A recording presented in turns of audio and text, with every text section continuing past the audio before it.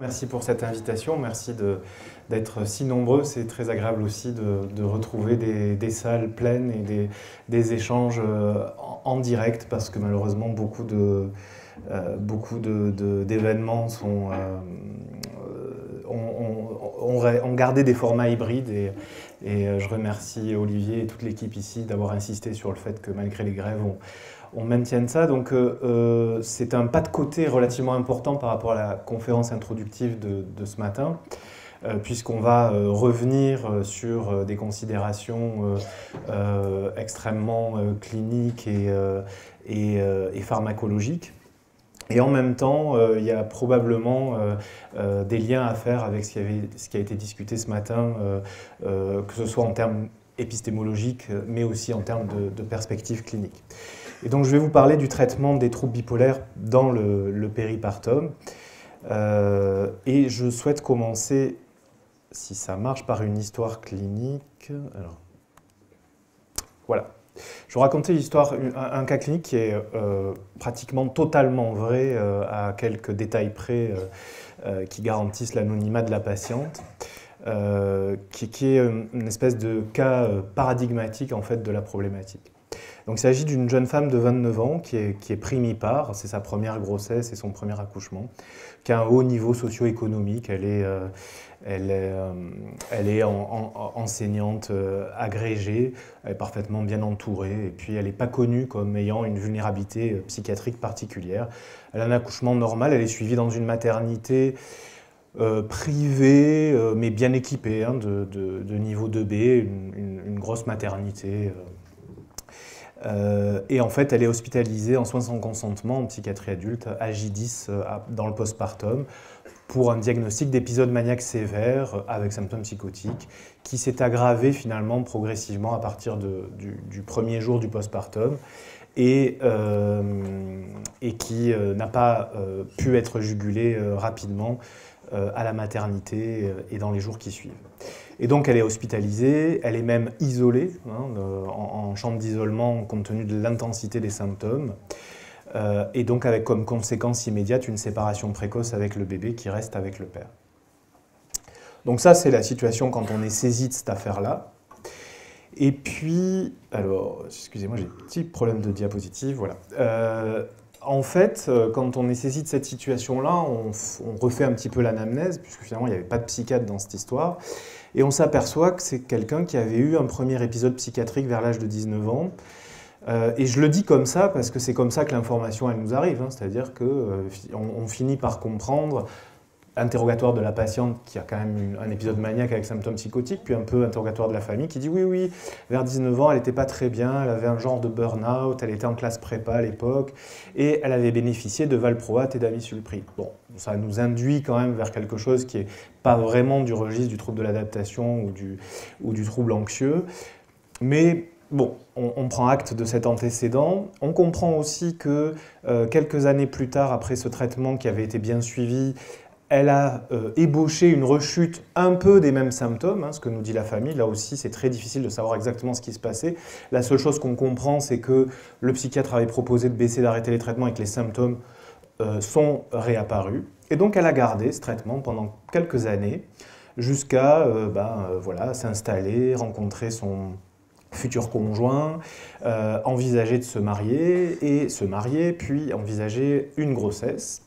Donc elle est suivie de loin en loin par un confrère qui lui dit bah voilà, tout va bien, votre vie c'est une réussite, vous avez un projet de grossesse, il est licite, et on pourrait on pourrait plutôt être d'accord sur certains aspects pharmacologiques. Il est licite d'arrêter ce traitement, vous avez du valproate. Donc on va arrêter tous les traitements et puis finalement on arrête aussi le suivi puisque tout va bien, etc. Et donc on comprend que c'est une dame qui, après son mariage, dans la perspective du projet de grossesse, n'a pas de diagnostic, arrête tout suivi, tout traitement pharmacologique et continue son parcours de vie. Et en fait, ce qui est intéressant dans cette histoire, c'est que entre le dernier jour où elle passe le pas de la porte du psychiatre et cet accouchement et cet épisode maniaque qui se déclenche très rapidement à J1, eh bien, il ne se passe strictement rien en termes de dépistage d'information, de recherche de vulnérabilité, de recherche des antécédents, de prise en compte d'antécédents psychiatriques, alors que c'est pour la peine quelqu'un qui était dans un circuit de soins très simple, hein. Il n'y a pas de précarité, il n'y a pas de défaut d'éducation, de compréhension, elle a bénéficié de tous les gold standards du parcours de la grossesse, elle a un généraliste, elle a eu un entretien prénatal précoce, etc. Donc dans la forme, tout va bien, et dans le fond, c'est une forteresse vide, il n'y a absolument rien. Et donc, effectivement, on se retrouve avec une dame qui a entamé sa grossesse sans difficulté, mais sans dépistage, sans symptômes, sauf que, rétrospectivement, on voit, et on voit dans le dossier, et la patiente nous redit, la famille nous redit, oui, c'est vrai que le 3e trimestre était un peu plus difficile, donc des troubles du sommeil, des difficultés une humeur plus labile que d'habitude, enfin un changement. Et là, les sages-femmes, les gynécos, l'entourage dit c'est les hormones, c'est normal, le 3e trimestre de la grossesse, ça peut être compliqué. Donc, ensuite, après cette hospitalisation, l'évolution elle a été lentement favorable. En fait, il a fallu un petit temps de façon à ce qu'on aille vers le lithium, malheureusement. Et c'est vrai que le lithium a permis un amendement des symptômes, mais ça a pris quand même un certain nombre de temps.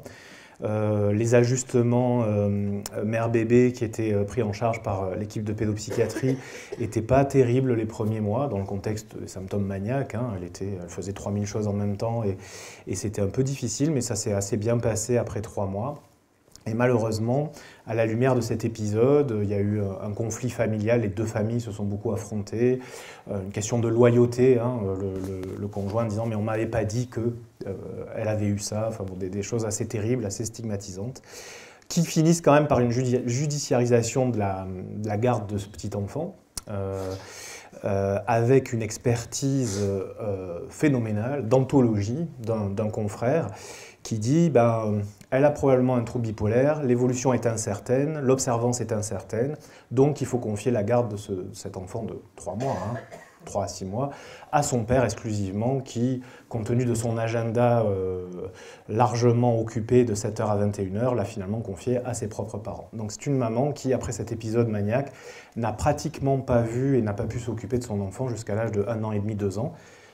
Vous voyez, hein, toute cette espèce de spirale qui a entraîné ça. Alors la situation s'est bien améliorée, mais c'est pour dire aussi que la question des troubles bipolaires et de la périnatalité, c'est une question fondamentale dans le parcours de nos patientes, et une question pour laquelle on est relativement seul, parce que je ne crois pas qu'on puisse compter sur tout le système qui prend en charge les projets de grossesse, les grossesses, qui est malheureusement pas suffisamment formé, informé et en grande difficulté à faire la part des choses entre une vision très précarité, psychologie, où ils sont très sensibilisés à la souffrance psychique, la précarité, les difficultés de la maternité, mais qui n'ont pas de connaissances médicales sur cette question-là.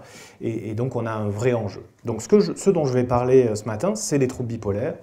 Donc je rappelle ici rapidement qu'est-ce que c'est. Donc c'est cette pathologie, ce trouble de l'humeur qui est défini par ces variations, ces périodes déterminées où il y a des variations significatives de l'humeur, de l'énergie, de l'activité et du sommeil.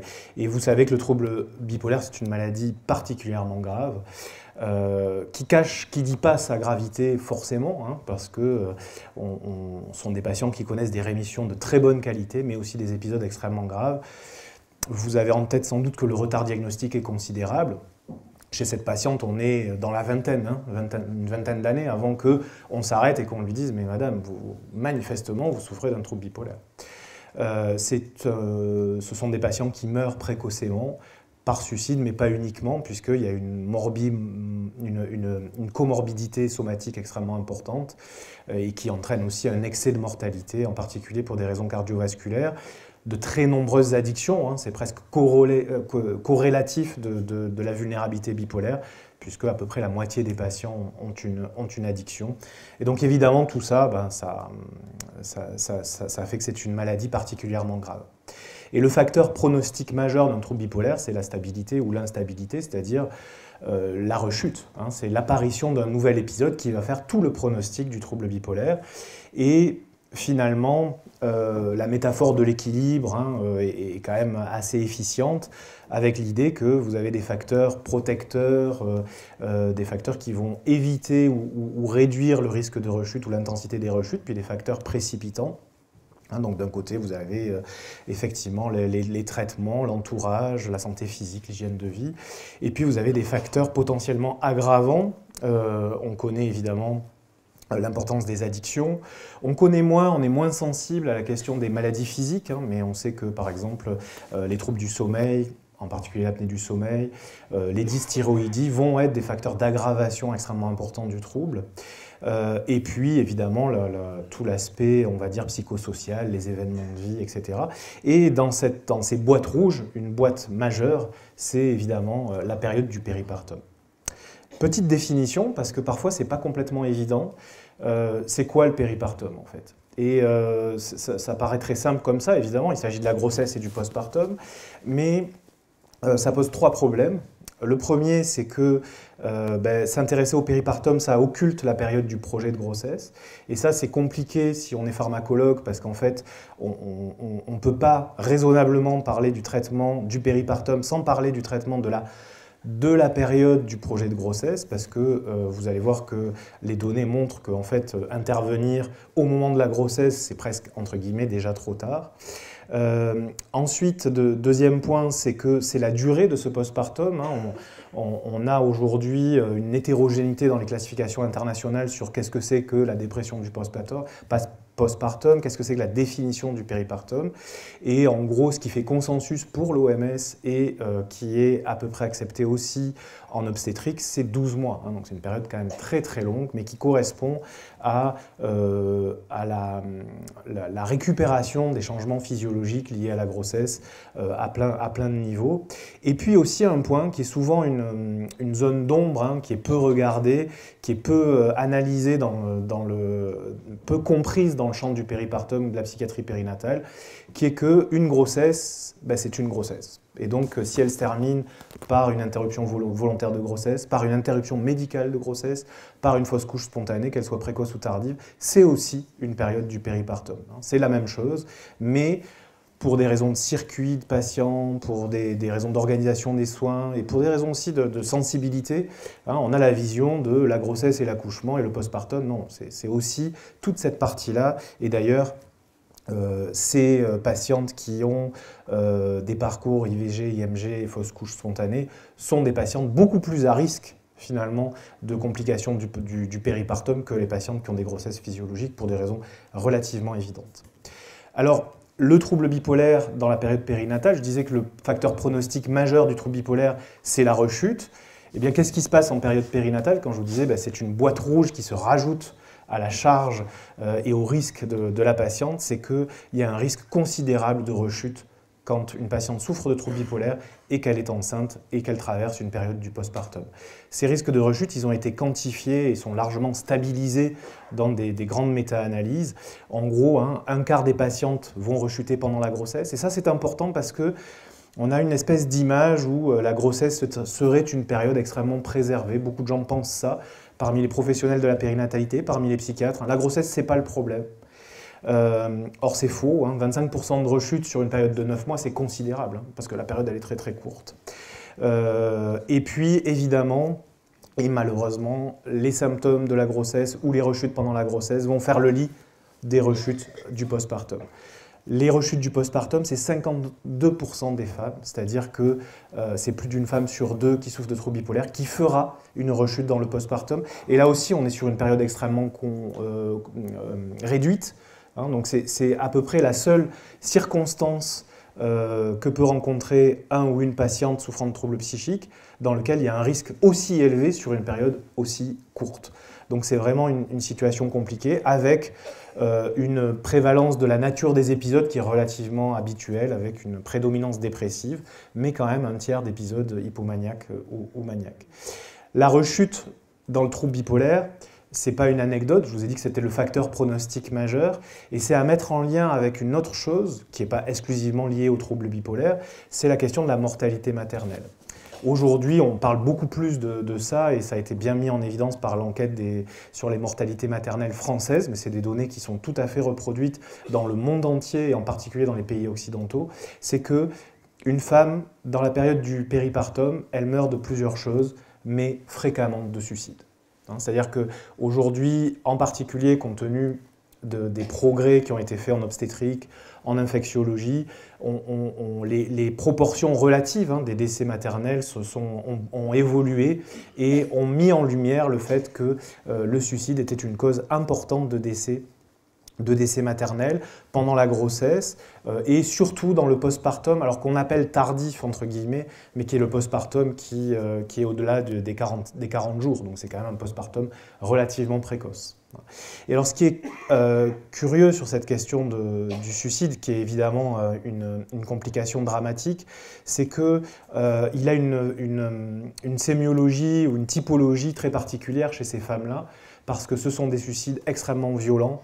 C'est-à-dire que les cas de suicide rapportés sont des suicides par saut, par pendaison, par arme à feu, ce qui est un suicide qui est tout à fait inhabituel, sauf chez l'homme, et beaucoup plus fréquent chez les troubles bipolaires.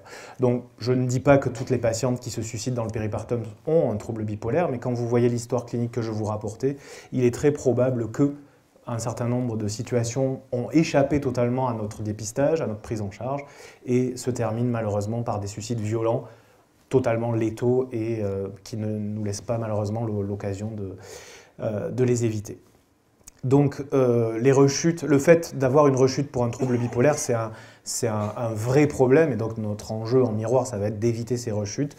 Pour la question du suicide, mais c'est au-delà de ça, et c'est au-delà des symptômes psychiatriques, et c'est en ça que la période périnatale est un paradigme aussi intéressant pour penser la psychiatrie, parce que, il y a quand même un certain nombre de données qui montrent que avoir une rechute d'un trouble de l'humeur quand on est enceinte, ça a des effets au niveau du fœtus et qui semble que ces effets puissent être relativement spécifiques. Alors c'est compliqué parce que quand on rechute d'un trouble de l'humeur, on s'expose à une moindre bonne hygiène de vie, on s'expose à plus de prises de toxiques, plus de prises de tabac, et tout ça est compliqué sur le pronostic fœtal évidemment.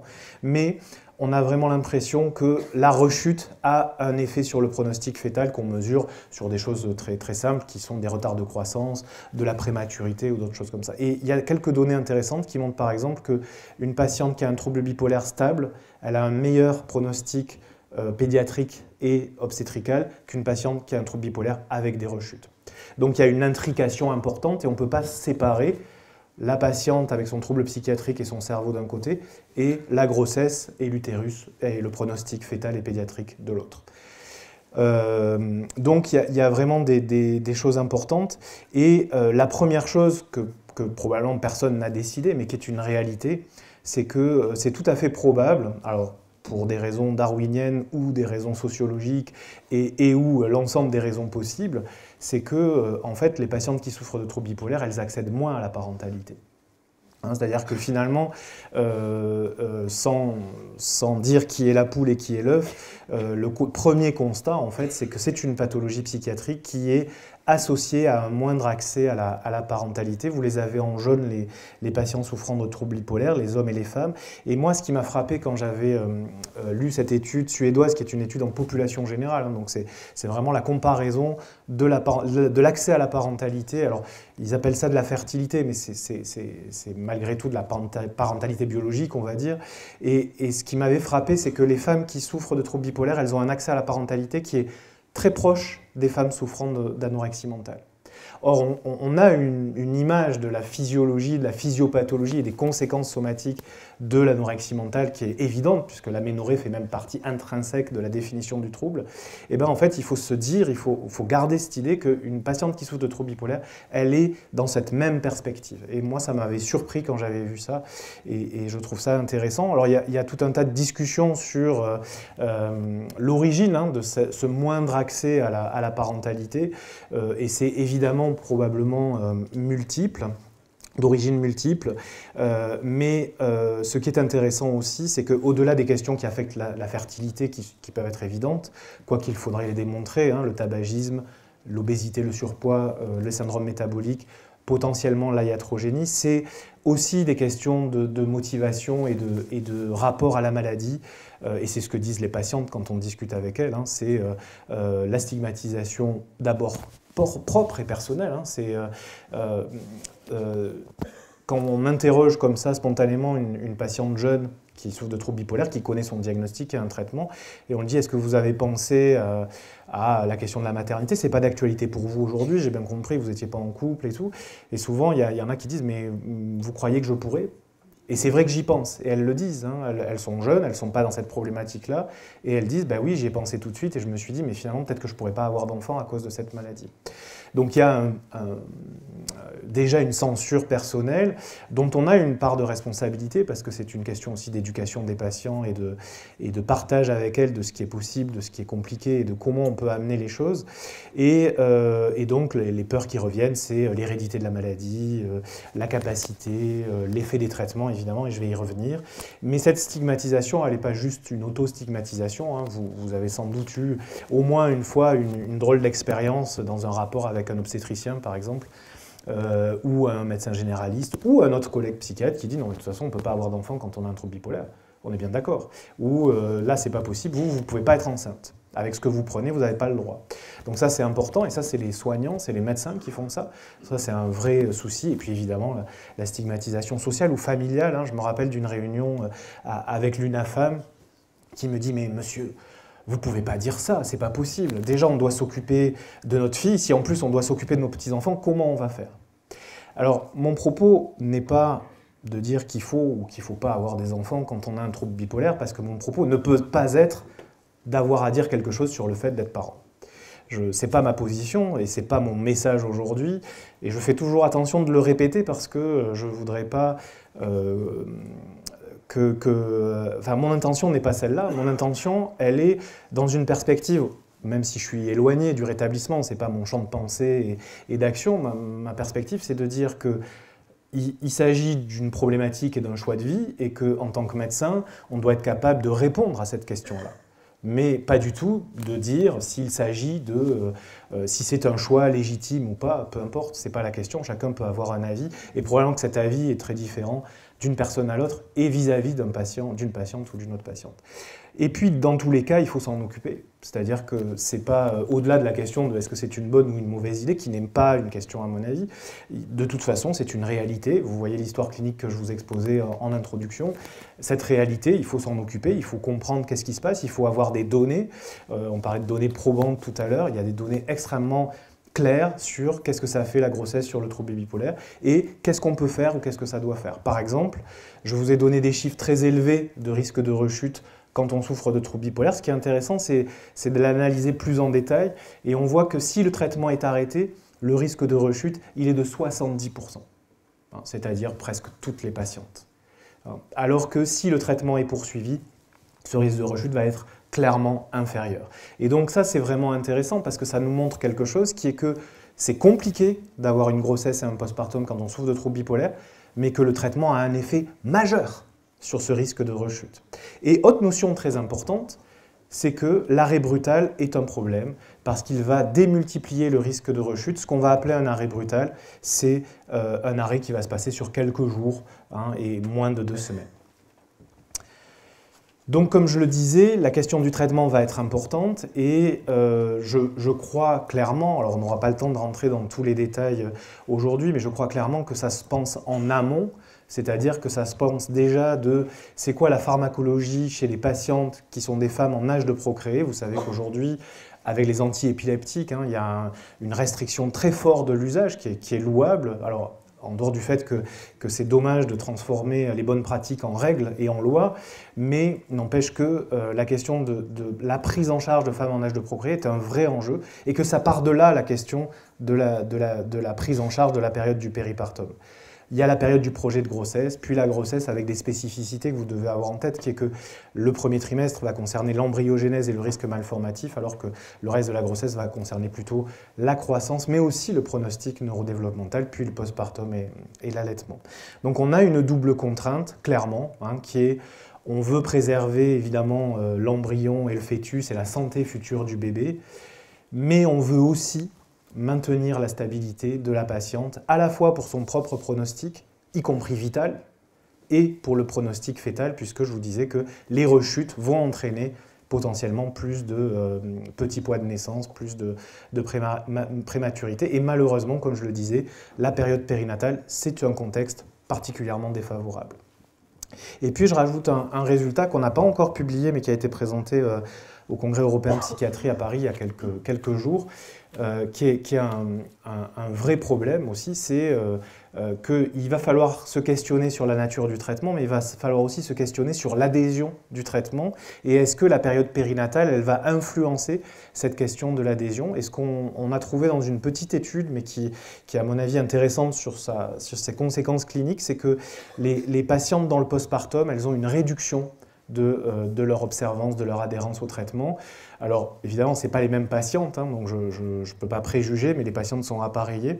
Et ce qui est intéressant, c'est que cette réduction de l'observance, elle se fait vraiment sur des questions d'attitude et de comportement, et sur des questions d'observance qu'on appelle intentionnelles, hein, c'est-à-dire que la période du péripartum va s'associer à un rapport aux médicaments, une prise de distance par rapport aux médicaments, hein, une méfiance, l'idée que ça a potentiellement plus d'effets délétères que d'effets bénéfiques, des choses comme ça. Et ça, donc, on a un vrai enjeu, nous, parce qu'il faut que nous, en tant que psychiatres, nous soyons à l'aise avec cette question de la prescription, et qu'il va falloir faire un travail avec la patiente, et souvent plutôt même avec le couple, si possible, sur cette question des traitements, à chaque étape de ce parcours, avant le projet de grossesse, pendant le projet de grossesse, quand la grossesse débute et dans le postpartum. Je voulais m'arrêter sur une grosse question du coup qui concerne ce problème de la pharmacologie des troubles bipolaires dans la période du péripartum, c'est la question du lithium. Et on a des données, quand je vous disais qu'on a des données très précises sur le fait que prendre un traitement pendant la grossesse, ça réduit considérablement le risque évolutif du trouble bipolaire, c'est très très clair. Par exemple, on a pour le lithium 6 fois moins de rechutes si on maintient le traitement que si on l'arrête. Donc c'est un facteur majeur de protection, le maintien du lithium. Et quand on arrête le lithium, dans la période périnatale, hein, donc pendant la période de la grossesse ou du postpartum, on a 25% de rechute dans le mois qui suit l'arrêt du lithium. Hein, donc c'est un effet qu'on paye immédiatement. Hein, et 50% des rechutes qui sont dans l'année. Et puis il y a une autre notion qui est spécifique au lithium, pardon pour la petite photographie artisanale, c'est que peut-être que vous avez en tête que le lithium, il a cet intérêt majeur sur le risque de mortalité par suicide que vous voyez ici, c'est-à-dire que la prise de lithium va considérablement diminuer le risque de décéder par suicide, mais malheureusement, l'arrêt, et en particulier les premiers mois qui suivent l'arrêt du lithium, on assiste à un rebond considérable de ce risque de tentative de décès par suicide. Et ce risque considérable de décès par suicide, on a vraiment l'impression qu'il y a une espèce de phénomène de rebond qui après s'atténue pour revenir au risque habituel.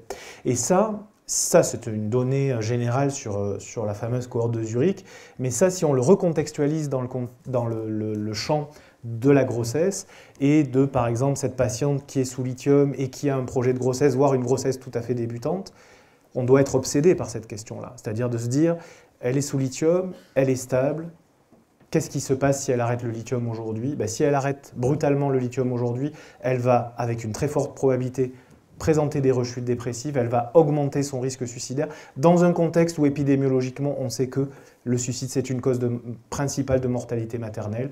Et donc on va se retrouver avec un dilemme sur ça, c'est les avantages du lithium et les inconvénients de l'arrêt du lithium, mais on a cette question qui revient, qui est lancinante sur la question des risques liés à l'exposition au lithium pendant la grossesse.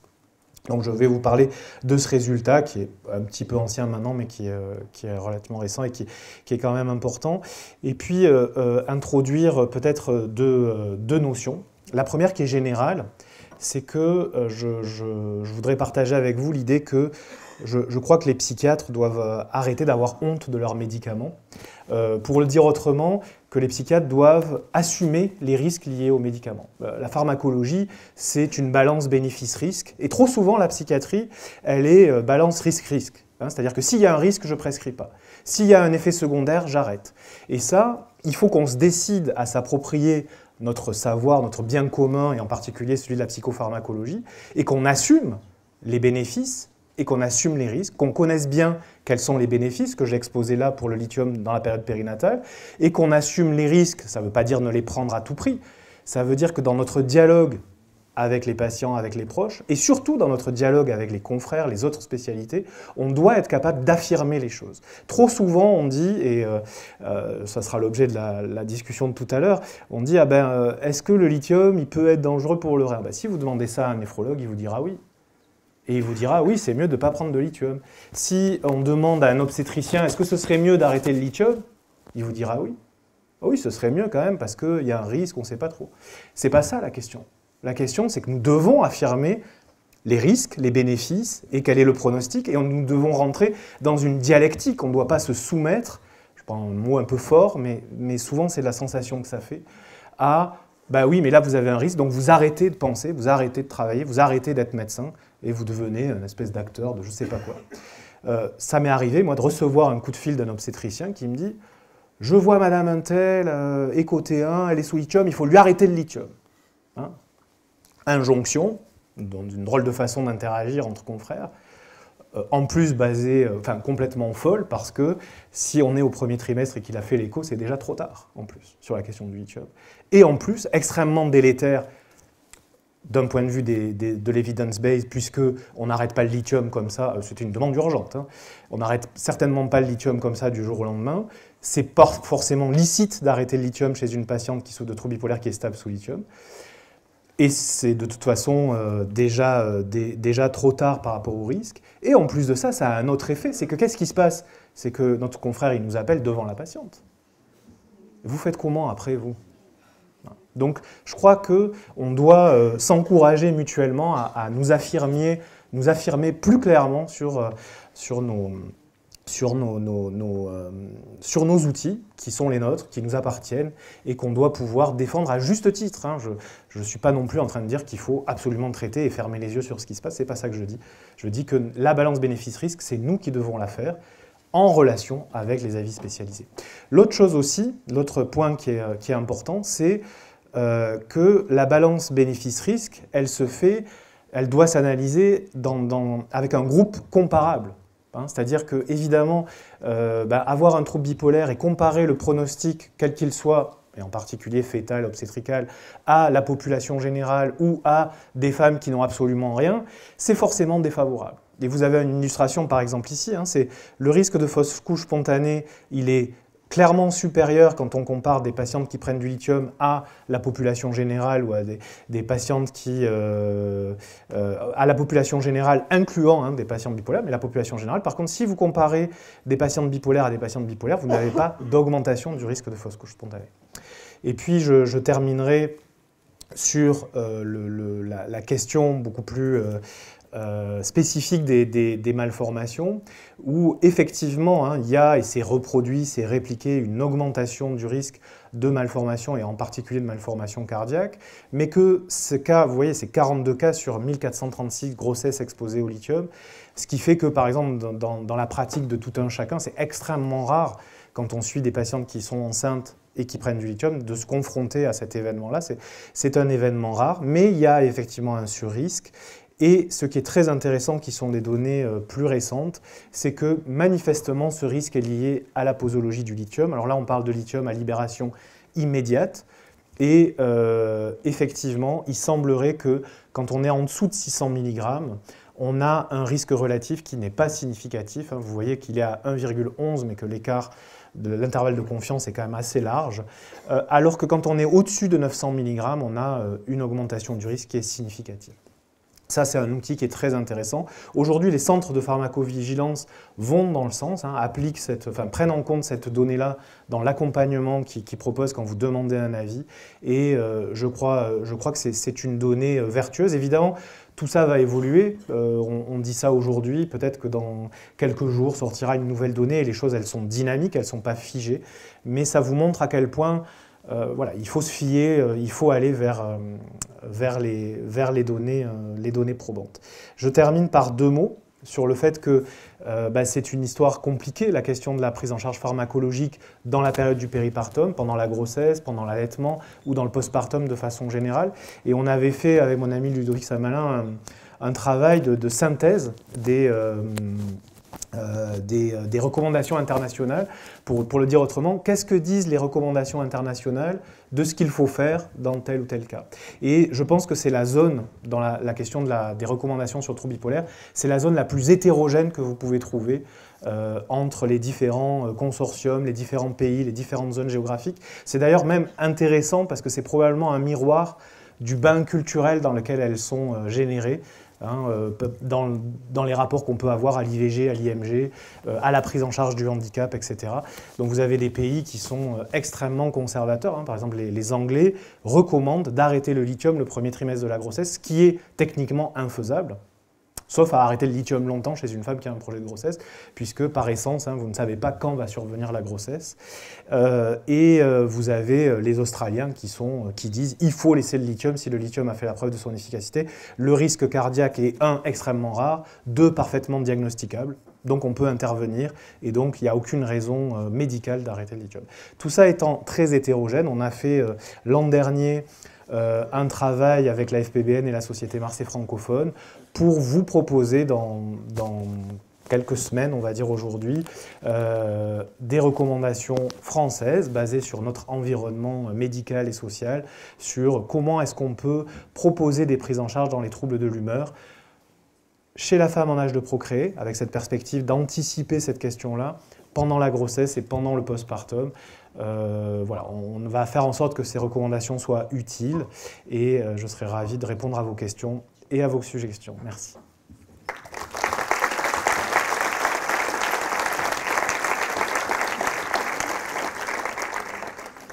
Donc, professeur Belzo, merci pour cette communication.